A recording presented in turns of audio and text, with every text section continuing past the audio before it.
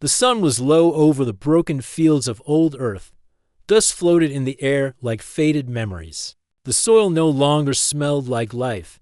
It smelled like metal and dry bones. People had tried everything to bring it back, but the earth was tired. In a small village near the last green zone, a woman named Mira stood by her door. Her 3 children watched her with wide eyes. The youngest, Toma, clung to her leg. The middle one, Rena, held a torn book in her hand.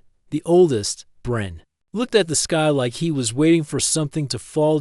Mira had worked every kind of land her whole life. Her hands were rough like old bark. Her back ached when she moved. But she was strong. She had to be. After her husband died in a storm flood 2 years ago, she had been mother and father both. Food had grown less each month.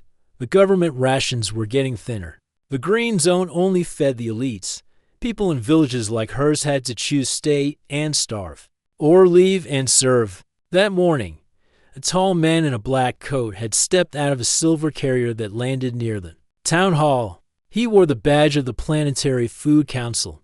Everyone knew what that meant: recruitment.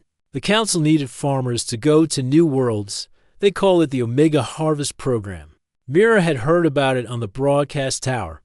The council offered land, food, and credits in exchange for working on far planets. But most people didn't return. Some said the work was too hard. Others said the planets were cursed. No one knew the truth. Still, Mira knew one thing. Her children were hungry. The fields around them gave almost nothing. Her neighbors whispered about moving north, but even that was hopeless. There was no land left that was safe. So Mira walked into the town hall. Her name was already on the list. She didn't cry. She didn't shake. She just looked at the officer and said the one thing she had been holding in her heart like a fire: I'll harvest every field. Just don't let my babies starve. The officer looked surprised for a moment. Then he nodded and tapped something on his screen. You'll be transferred to Orin 3 tomorrow. It's a Class R farming zone. Terraforming is ongoing. You'll be trained there. Your children will be moved to the southern shelter under council care. They'll be fed and schooled. Mira asked, will they be together? Yes, he answered.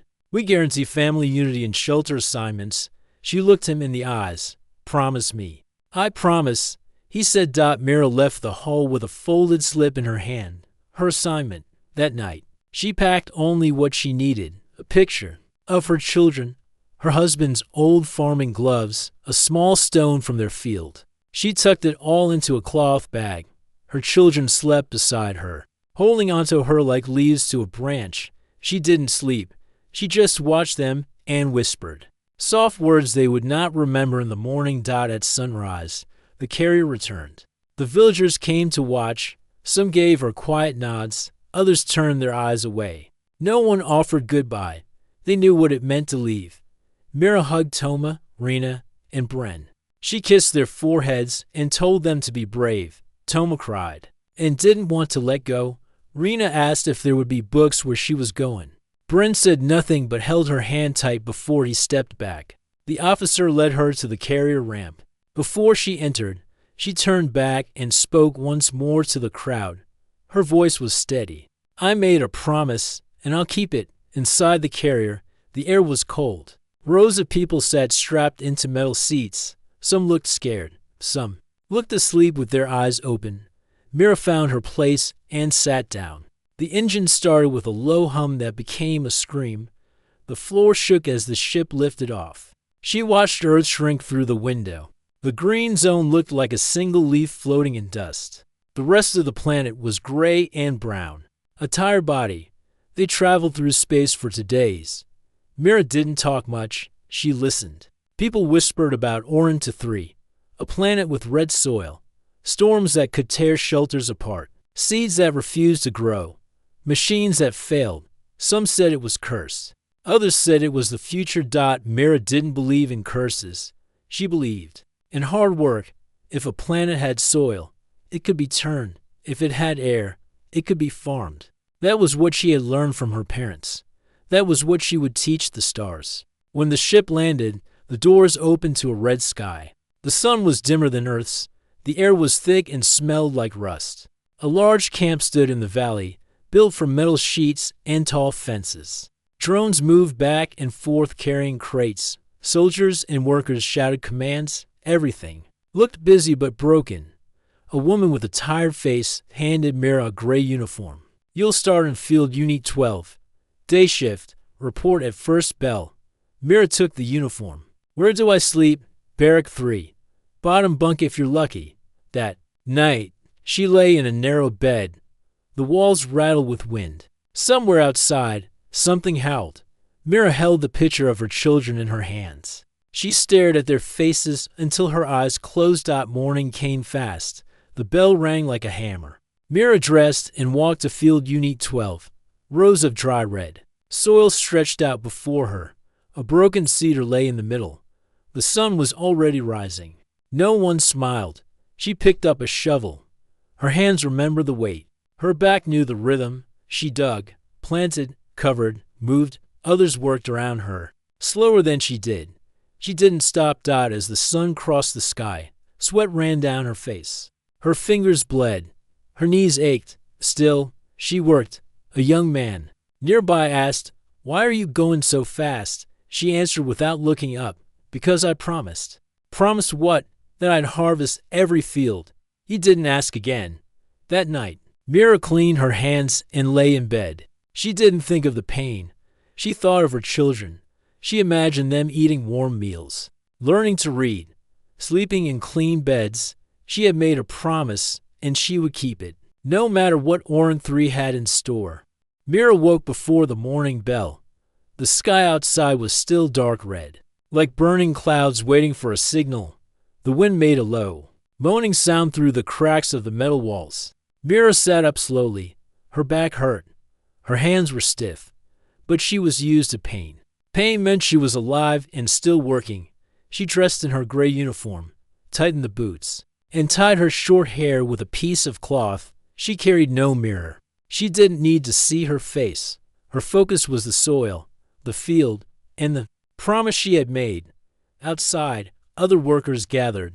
Some walked like they were sleepwalking. Others coughed hard. Orcs 3's air was thick. The red dust got into everything: lungs, clothes, even food. The camp's cleaning systems didn't work well. Drones were old. Machines broke often. But the food crates kept coming. The council wanted crops, no matter what. Mira walked to Field Unit 12, her assigned area. Rows of red soil waited for her, dry, cracked, and silent. Metal fence posts marked the borders. A broken irrigation pipe hung over one side. Two drones hovered nearby, scanning the field. Their lenses flashed yellow, meaning soil quality was poor. She ignored the warning. Mira began planting. She used a small hand seeder. Most workers used auto spreaders, but Mira didn't trust them. The machines often jammed. She liked to feel the seed between her fingers, press it into the earth, and cover it with care. It reminded her of home, of her husband planting beside her, of her children laughing while they carried water buckets. Too big for their hands. By midday, the wind picked up. It blew hard across the fields, tossing dust into the sky. Many workers left early. The red storm was coming. The warning lights flashed on the towers, but Mira stayed. She pulled a cloth mask over her mouth and eyes. She kept working. She had to. Every row mattered. Suddenly, a hand touched her shoulder. "You'll get burned if you stay longer."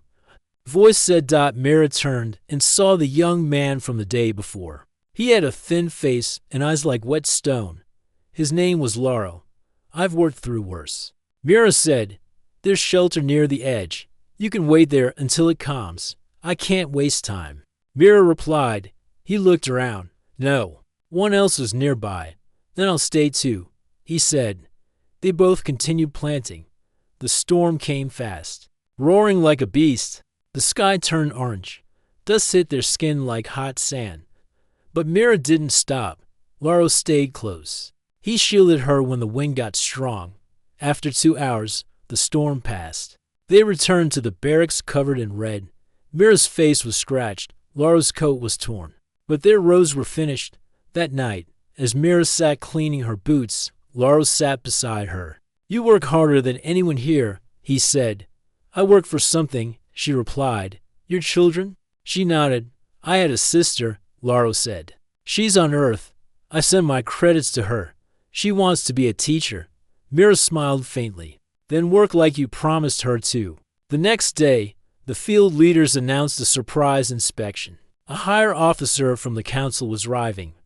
Workers rushed to fix machines, clean bunkhouses, and repaint camp signs. Drones were recharged. Even broken lights were replaced. Mira didn't care about the officer. She cared about the seeds. She went early to check the rows.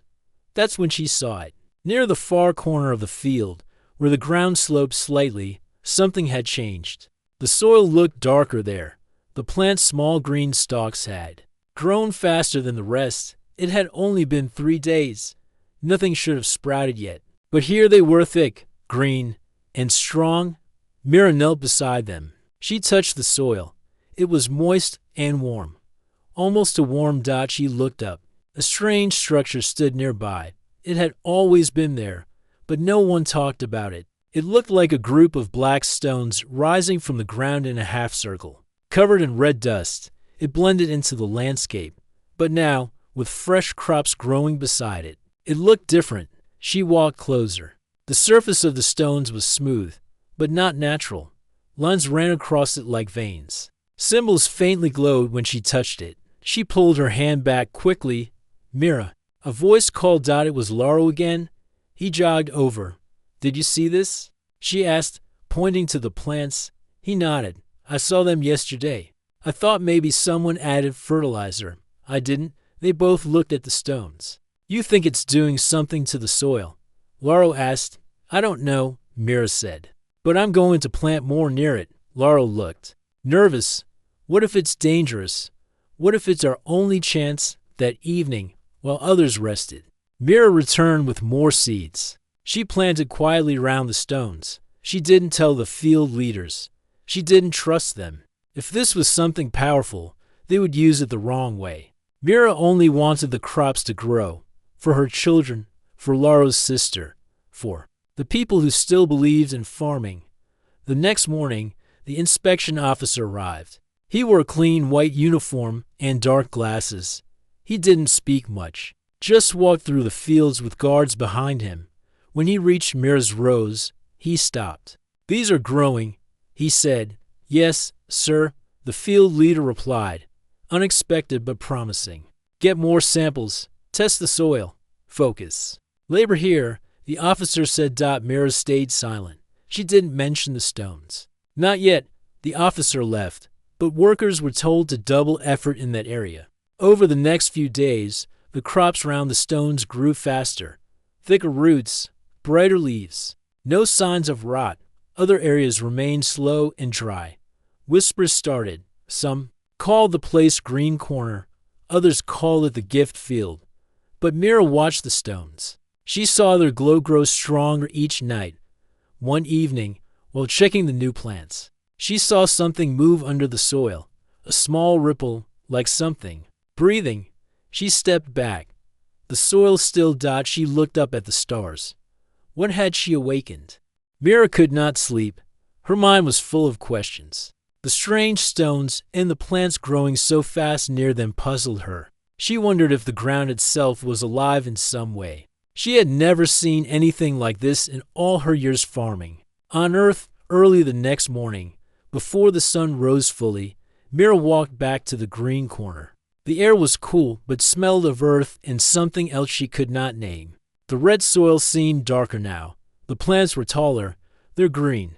Leaves shining faintly with morning dew. Mira knelt beside a stalk and touched it gently. It was strong and firm, unlike anything she had seen before. She looked at the stones again. Their smooth surfaces now glowed softly with a blue light.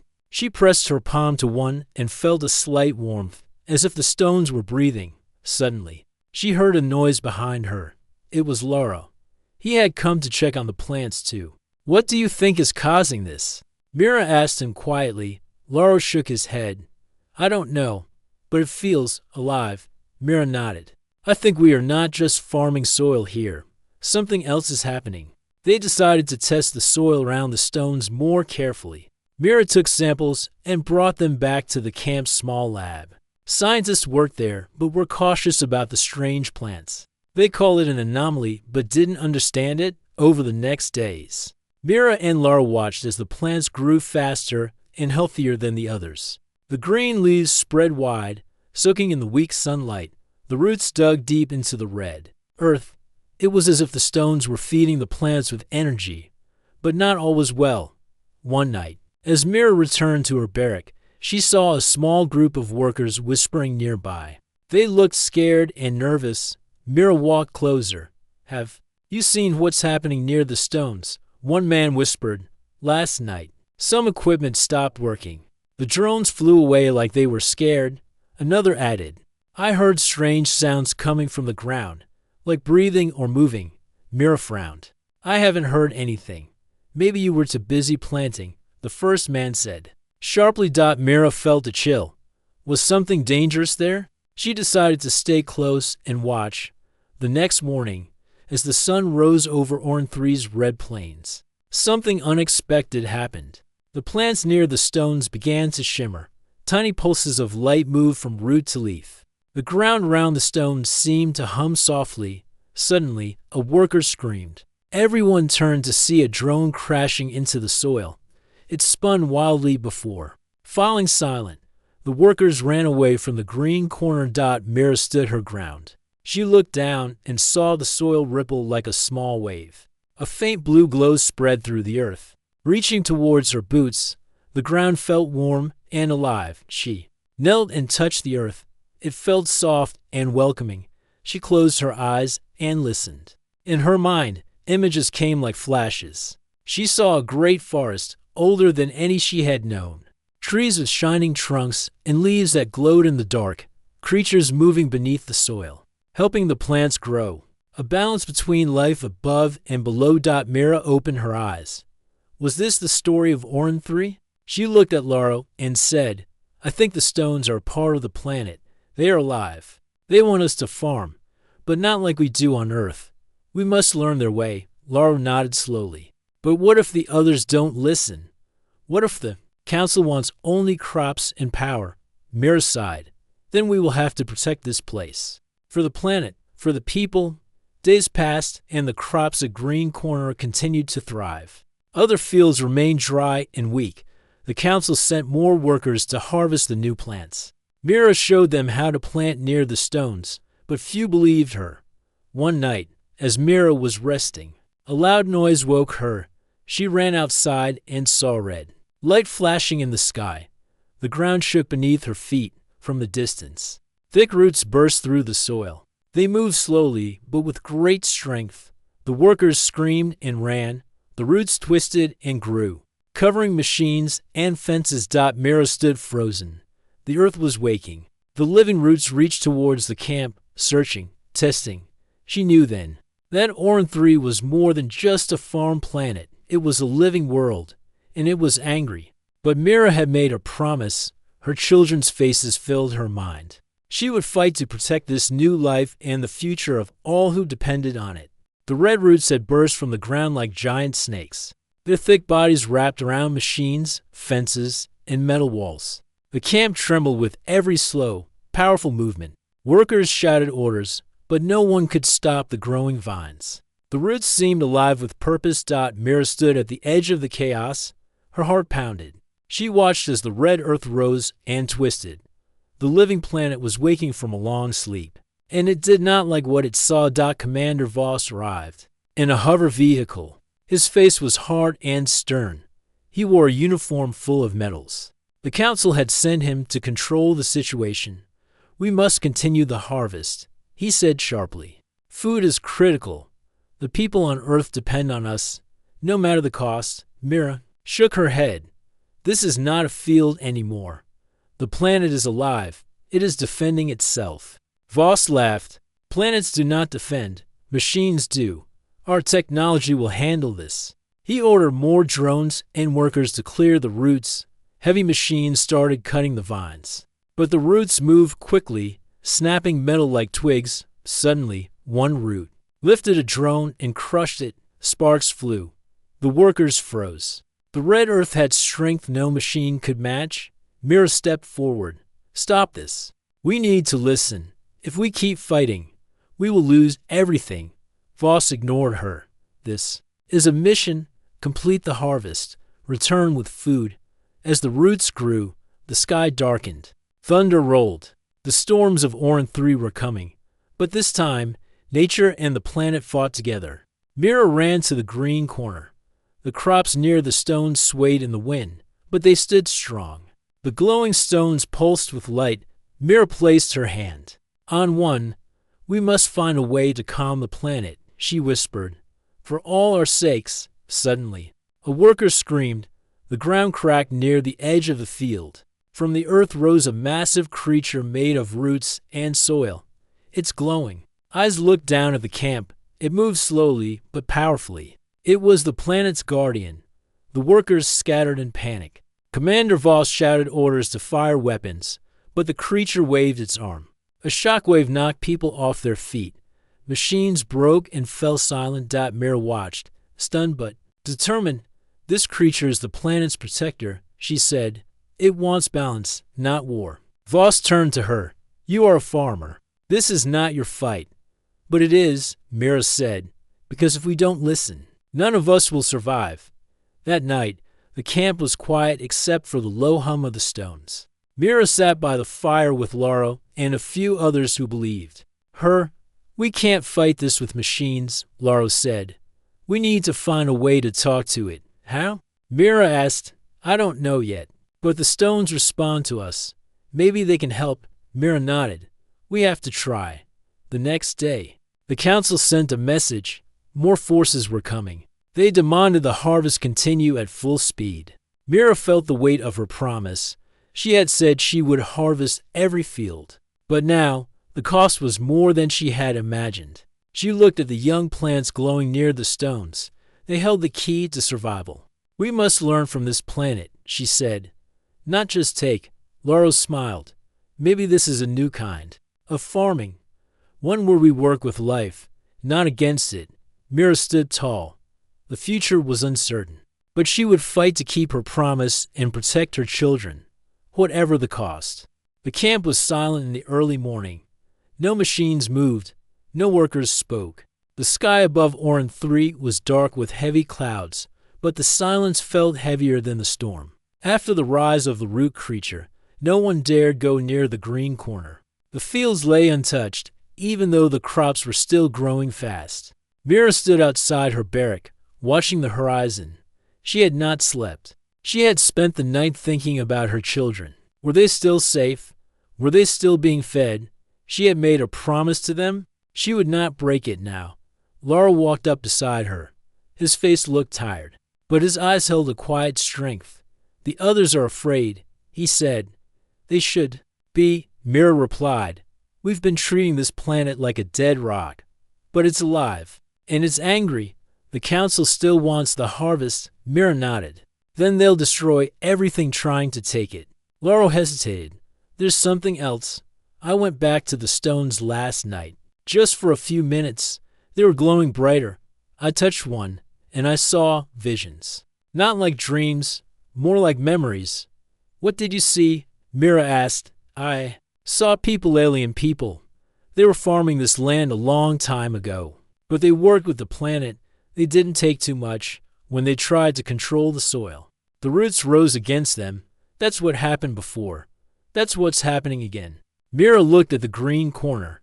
Then we need to show this planet we're different. How? We stop the harvest. We tell the council no. We protect the land, not strip it. Lauro's face turned serious. That could get us arrested. Or worse, I don't care. I made a promise, and I won't keep it by feeding Earth while killing this world. Later that day, Commander Voss gathered the workers. Armed guards stood nearby. Drones hovered overhead. The council ship had arrived with new orders. Voss stood on a metal platform and spoke loud enough for all to hear. Workers of Camp 7, the council has made its decision. The strange activity on this planet will not stop the mission. Harvesting will continue at full speed. The crops near the stone field will be gathered and sent to Earth immediately. You will follow orders. No one clapped. No one cheered. The workers looked at each other in silence. Mira stepped forward. You can't take those crops. Voss narrowed his eyes. Excuse me, you'll only make things worse. That field is connected to the planet. If you rip it out, you will wake. The creature again. I don't take orders from farmers. I'm not giving orders. I'm giving a warning. Voss waved to the guards. Take her back to her barrack. The guards stepped forward. But Laurel stood in front of Mira. Then two more workers joined. Him, then 10, then 20.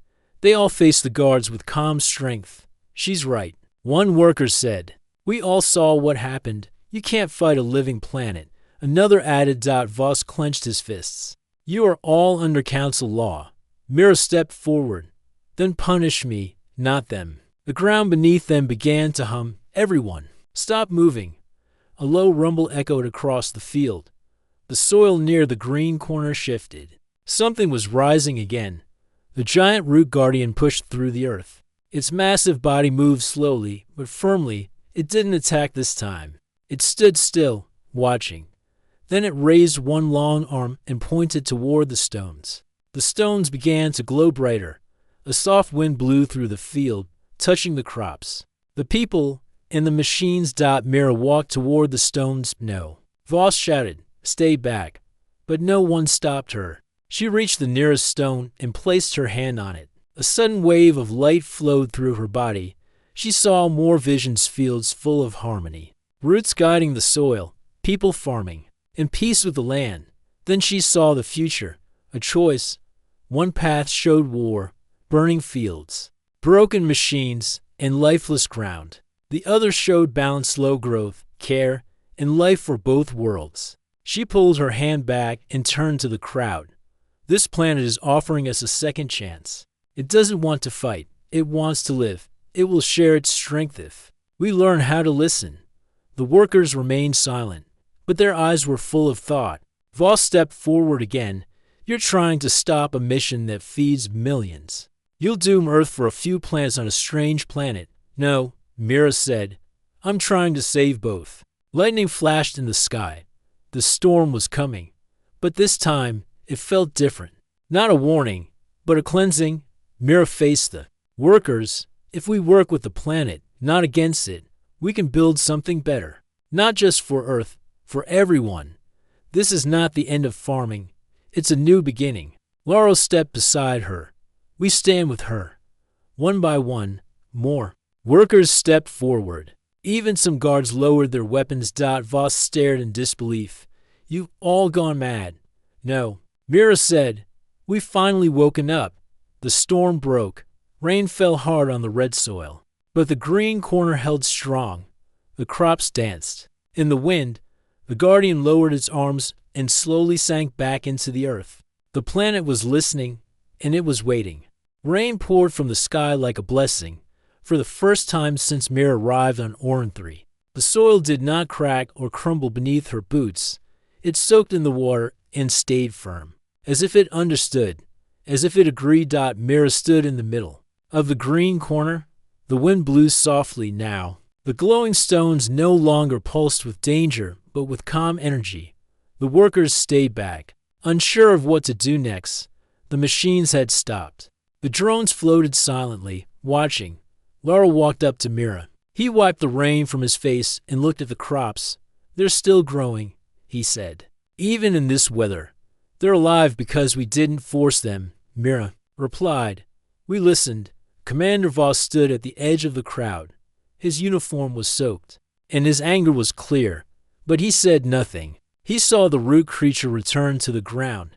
He saw the planet show mercy, and now, even he felt unsure.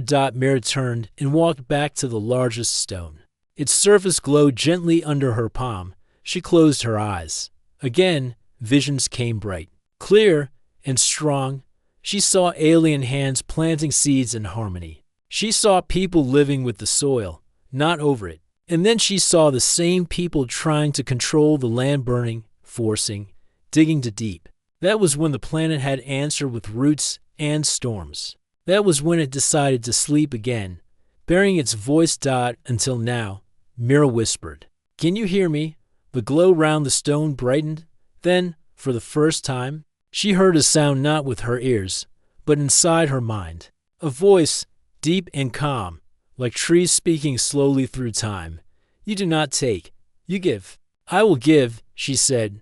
I came to feed my children, but I will not steal from you. The voice continued, like a slow heartbeat. Others came before you. They dug, they drained, they forgot to listen. I am not them. Show me. The light wrapped around her hand, and suddenly the earth shifted. A path opened before her downward into the soil. Mira looked at Lauro. He nodded. Double quotes go. I'll be right here, he said. Mira stepped onto the path. It was not a tunnel, but a living passage made of roots and soft earth. Lights floated around her like fireflies. She walked carefully, guided by the gentle glow. As she moved deeper, she saw shapes in the walls, memories carved in light. A child planting a glowing seed, a family sharing a meal beneath trees with silver leaves. Then she saw destruction, fire, cracked land, machines. Swallowing forests, she saw why the Guardian had risen. She understood now.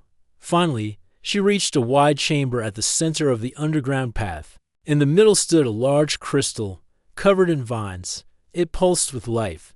The voice returned. This is the heart, the memory, the soil's soul. Mira, step closer.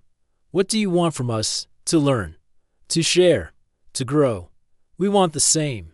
The vines moved aside, and the crystal dimmed slightly. It was offering trust, a test. Mira reached out and placed her hand on the surface. A sudden wave of warmth filled her body. She saw Earth, her village, her children laughing. She saw Orin 3 next to Earth, not as a tool, but as a partner. She opened her eyes and spoke again. I will guide them. I will teach them your way. The crystal pulsed once more. Then the chamber began to close. Mira walked back up the path. The lights followed her. When she reached the surface, the sky was clearing. The storm had passed. Laura met her with wide eyes. What happened?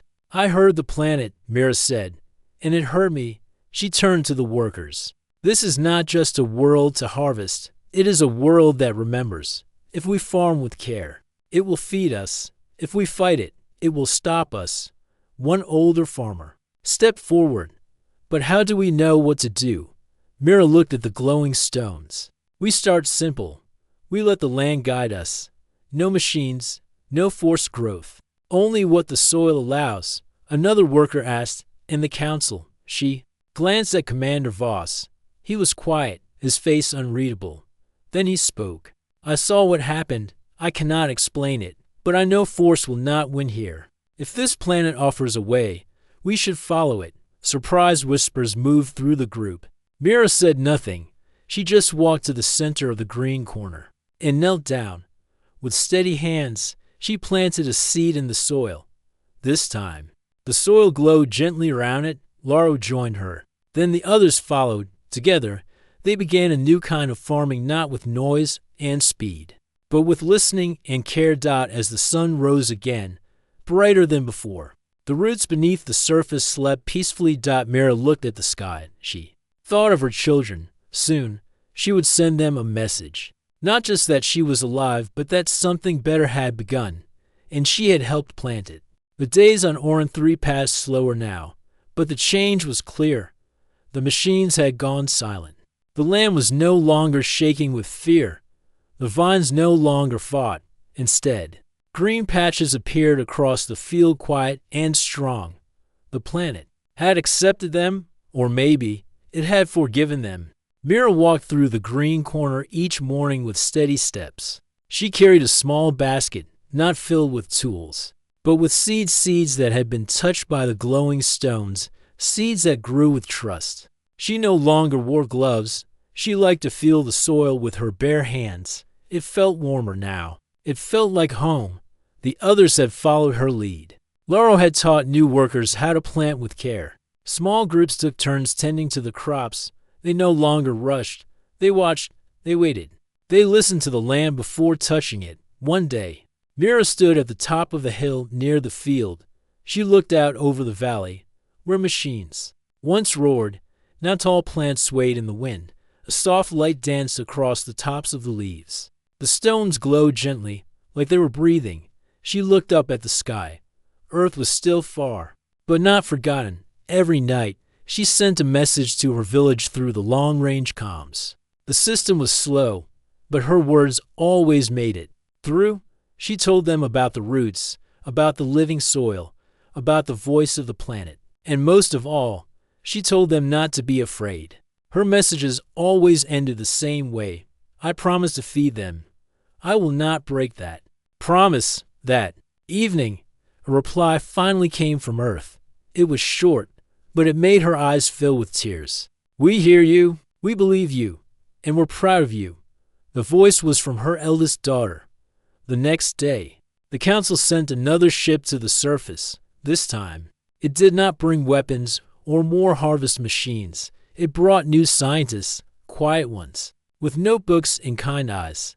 They listened to Mira as she explained what had happened. She took them to the green corner and showed them the stones. She told them about the voice. Some were doubtful, but most could feel the change in the air. They saw the crops growing without chemicals. They saw how the land seemed to protect itself in them. Commander Voss was the last to walk beside Mira through the field. I came to force a harvest, he said, and now I see a future. Mira nodded. This planet will not give what we don't respect. But if we give first, it gives more than we ever thought. He looked down at a small plant glowing faintly under the light. Do you think other planets can be like this? Mira smiled. I think every planet has a voice. We just never learned to listen before. A few days later, a large group gathered near the green corner. Mira stood at the center, holding a strange seed, a gift from the underground chamber. It looked like crystal, soft and shining. The voice had spoken again. Plant this when the balance is full. And now, Mira felt the time had come. She knelt and placed the seed in the center of the softest part of the soil. Everyone watched in silence. The moment her hand touched the ground, a quiet pulse spread through the field. The light in the stones grew brighter. The air changed. The soil hummed gently. Then, nothing more happened. But Mira knew it had begun. That night, the sky above Orn 3 glowed with color. It was not storm. It was not fire. It was like the planet was dreaming. A soft aurora danced across the stars. People came out of their shelters and stood together under the sky. The workers, the scientists. Even Commander Voss looked up with wonder. Laro turned to Mira. What do you think it means? Mira looked at the stars with calm eyes. I think the planet is saying thank you. Months passed. The crops continued to grow. The balance held. The council gave Mira full control of the settlement. She didn't rule with orders. She guided with patience. Orn 3 became a place of learning, not just farming. People from Earth began to visit, not to take, but to understand. They sat beside Mira and asked her to tell the story again and again. She always began with the same words. I said I would harvest every field. I thought that meant I had to take everything. But the truth is, you only harvest well when you give more than you take. She taught her children the same lesson through stories, seeds, and soil. She sent them small packets of the new seed with instructions. And when her daughter wrote back and said she had planted one behind their house, Mira cried with joy. The guardian of the roots never returned in anger. But sometimes, when the wind was right, Mira would feel its presence beneath the ground. A soft pulse, a reminder that the planet was still watching, still listening. One morning, a small green shoot appeared where the crystal seed had been planted. It shimmered in the sun. The air around it felt thick with promise. No one knew what kind of plant it was. Mira didn't care. It was a gift. That was enough. As Mira sat by the young plant, Laura brought her a cup of tea. They sat together, saying nothing. The wind blew across the land, passing through fields rich with life. It carried no anger now, only peace. And as the stars turned above them, Orn 3 whispered again, grow with me. And Mira smiled, because she had kept her promise. And the soil had answered. The end.